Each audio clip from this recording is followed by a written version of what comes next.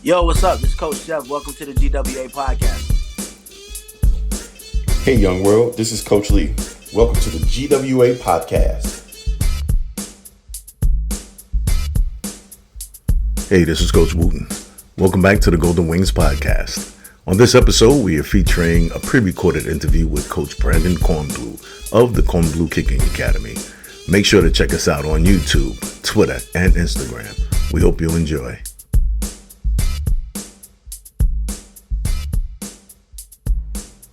Hey, welcome back to another episode of the GWA podcast brought to you by Golden Wings Academy. I'm your host today, Coach Wooten, and on the line today, I have a very special guest with me, Mr. Brandon Kornblue from Kornblue Kicking Academy, and I want to bring him on and talk about his program. And so Brandon, why don't you go ahead and introduce yourself and tell us what you're all about. Sounds good. No, appreciate you bringing me on. My background originally, I'm a South Florida guy. Played at the University of Michigan. Was part of the '97 national championship team. Played with some legendary players as teammates, as Charles Woodson winning a Heisman, and the legendary Tom Brady. His name speaks for itself. But some great years, great teams, great players. Went on to play arena football for 6 years, and had a lot of fun doing that. And then started our camps in 2007. And so we've been running. I was a kicker, a punter, and so we started these camps that we're working with guys all over the country.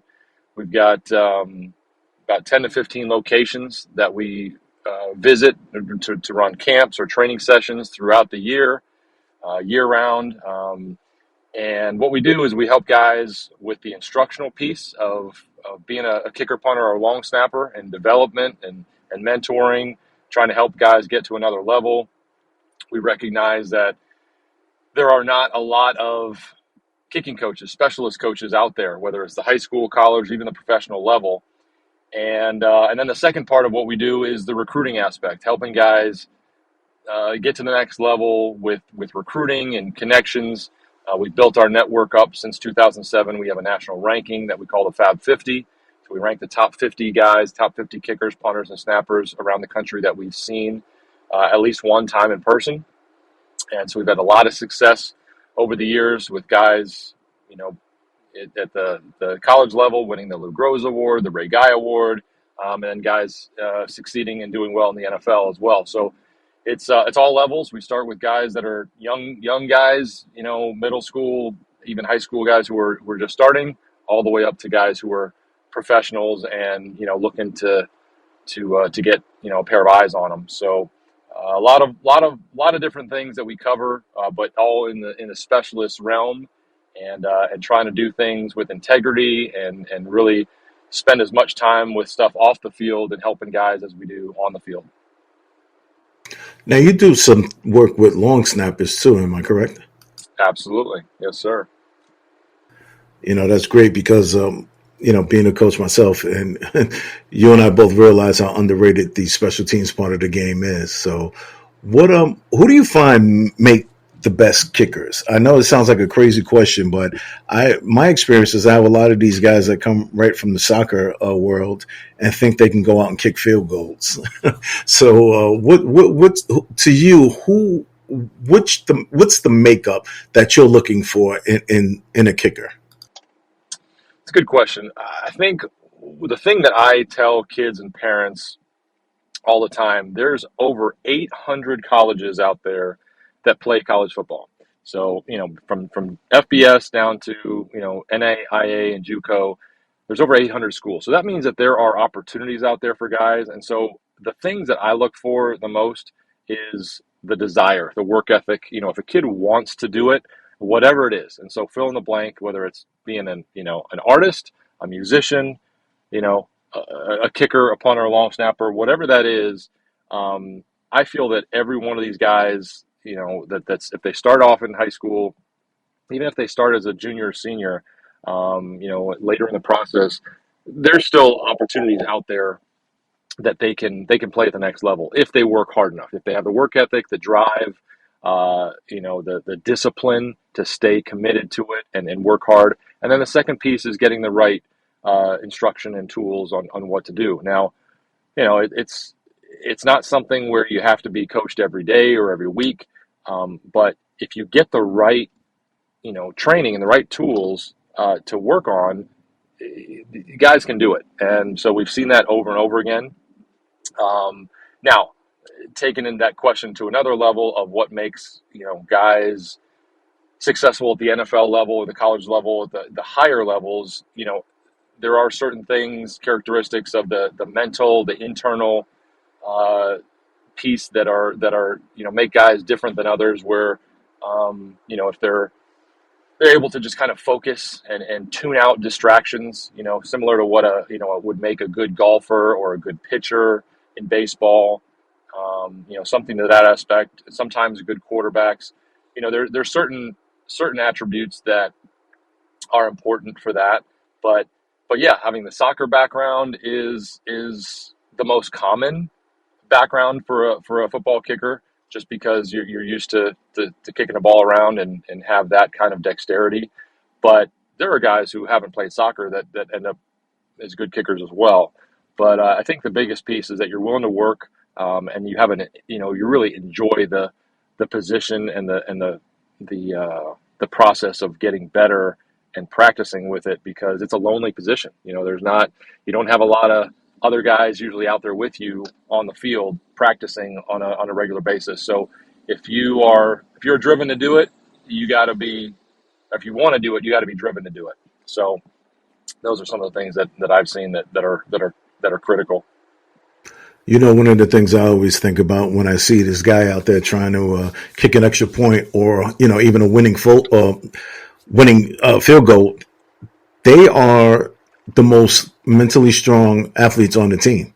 I mean, there's no doubt about it in my mind. Because you're out there, the spotlight's on you, and some guys, like you said, some guys just can't handle it.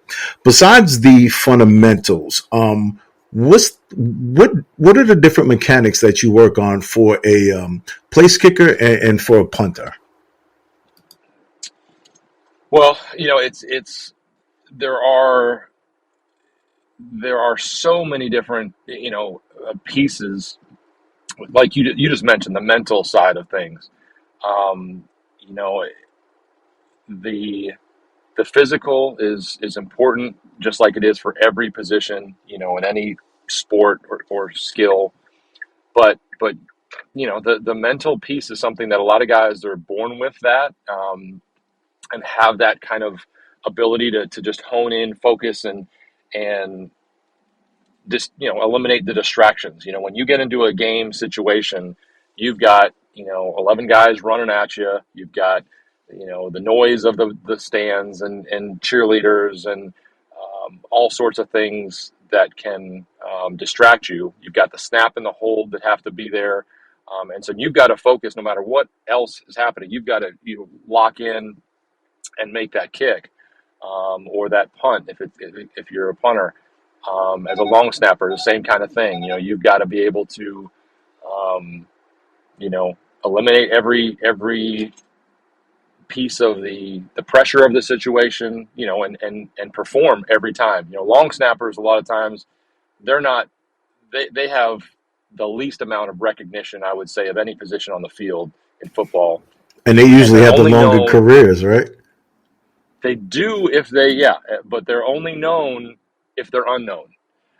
So they can't. You don't want to hear the name of the long snapper in a game, because it's just a position that is kind of like an offensive lineman. A little, you're doing kind of grunt work that you don't get a lot of glory for. You're not scoring points, but you've got to do your job, every time consistently. And if you don't, then that's where you're going to you're going to throw things off for the rest of the operation, and for a field goal or an extra point or a kick or one of those kicks, whether it's short or long or a punt.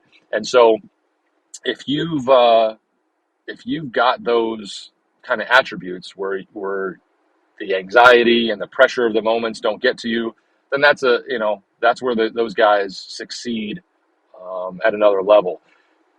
That is also something that you can learn. There's a book that I always recommend to guys, like special teams coaches at the college level, parents, kids.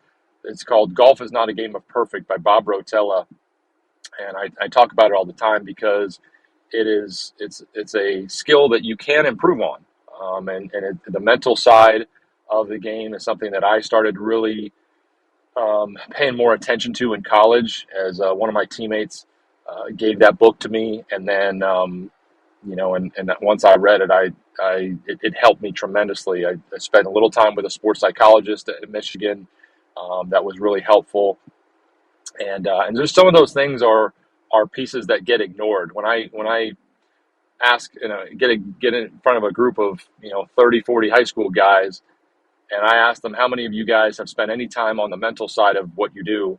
I get one or two hands at the most that go up.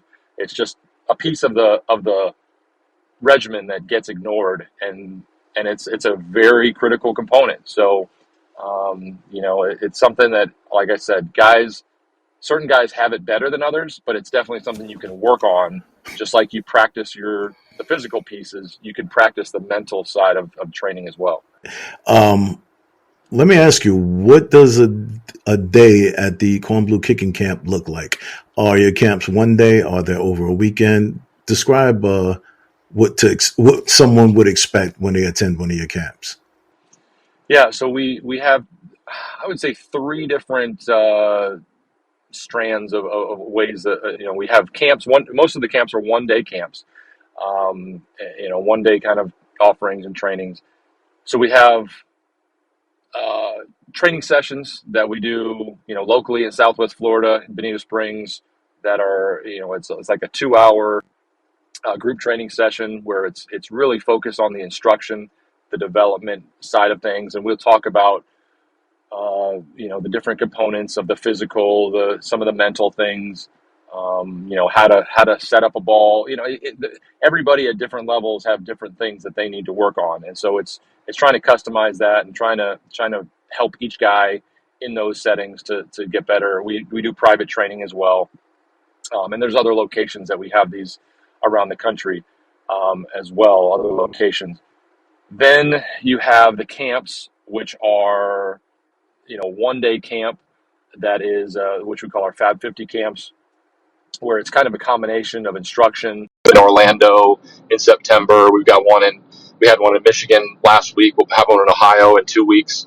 We do them in Texas and just all different cities across the country. But then you have our showcase events, which we have a few times a year. That no instruction, it's all competition. And for guys who are looking to play at the next level, that is something that is really important, that um, they have to get their name out there, through these kind of things. And it's college coaches, don't understand specialists as well, and so they really rely on guys like me to help them with the recruiting process.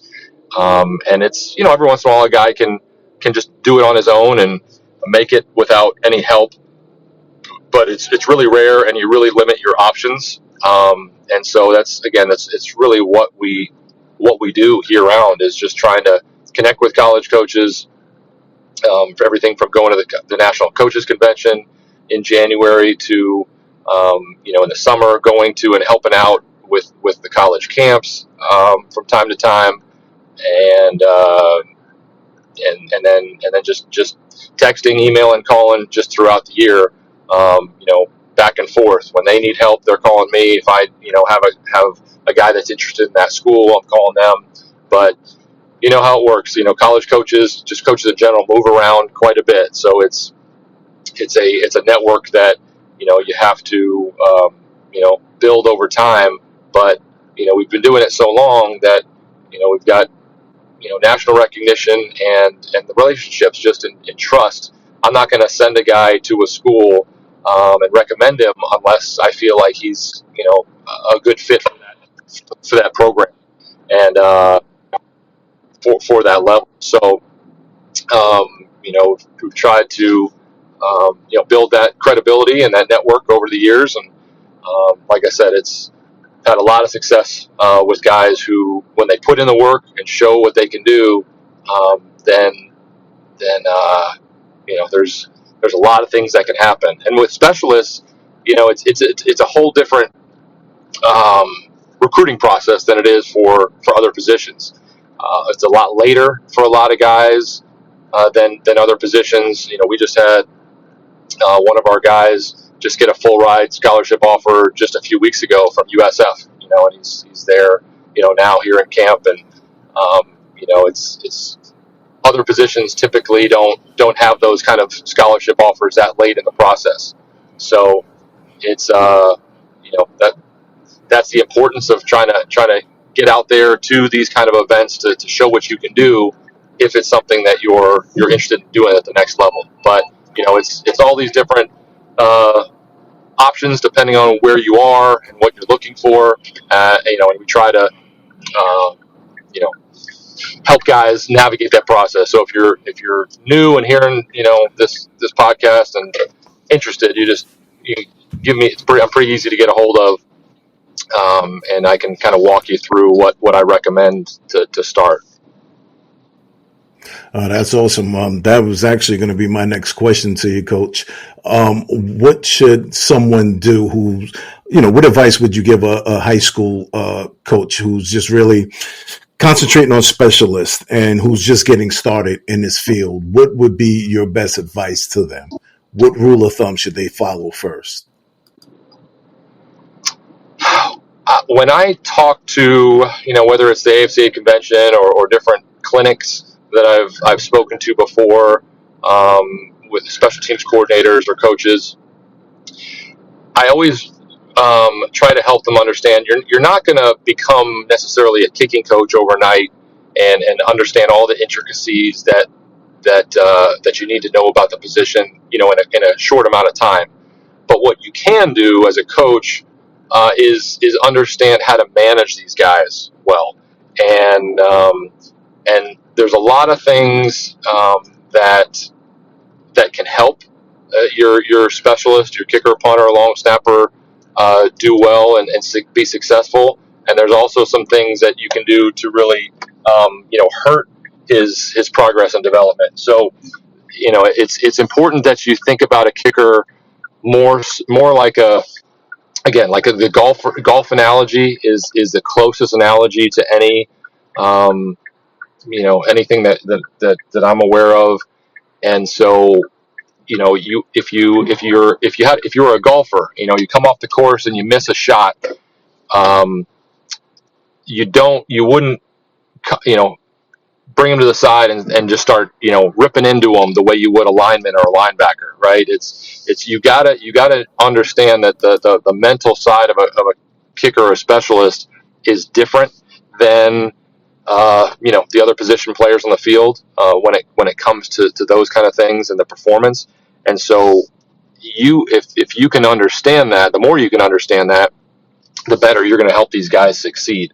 So with the management of how many kicks and punts in a given practice and in a given week, in a given day, all those kind of things, I've got spreadsheets and things like that I can send to coaches. So if they're interested, they can just text me or email me, and I can send those over, the links for those kind of things.